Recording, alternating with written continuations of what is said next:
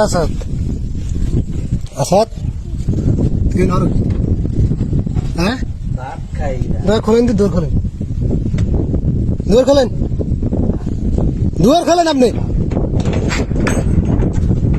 ও pan খুলছে ও pan খুলছে তুই কোন কাজ কর হ্যাঁ না তোর কি আছে প্যান খুলতে গেছেন কারে আরে প্যান খুলতে কইছেন খাই কা আমরা খাই এই নিয়ে কয়টা বছর সাথে এই ধরনের কাজ করছেন?